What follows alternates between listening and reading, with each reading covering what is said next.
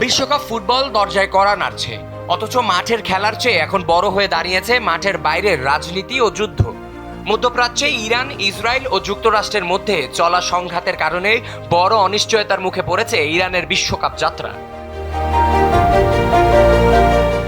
এবারের আসরের মূল আয়োজক দেশগুলোর একটি যুক্তরাষ্ট্র, অথচ দেশটির সাথে ইরানের সম্পর্ক এখন চরম উত্তপ্ত।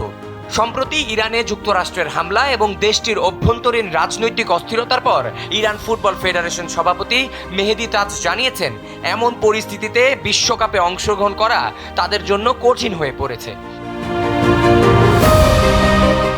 গ্রুপ পর্বে ইরানের ম্যাচগুলো লস অ্যাঞ্জেলস এবং সিয়াটেলে হওয়ার কথা ছিল, কিন্তু বর্তমান পরিস্থিতিতে ফুটবলারদের নিরাপত্তা এবং রাজনৈতিক বৈরিতার কারণে ইরানি কর্মকর্তাদের কণ্ঠে এখন বয়কটের সুর। বিশ্ব ফুটবলের নিয়ন্ত্রণ সংস্থা ফিফা অবশ্য বলছে তারা পরিস্থিতি পর্যবেক্ষণ করছে এবং সব দলকে নিয়েই টুর্নামেন্ট সফল করতে চায়। কিন্তু ইরান যদি শেষ পর্যন্ত বিশ্বকাপে না যাওয়ার সিদ্ধান্ত নেয়, তবে তাদের জায়গায় বিকল্প দল হিসেবে এশিয়া থেকে ইরাক অথবা সংযুক্ত আরব আমিরাতের খেলার সম্ভাবনা রয়েছে।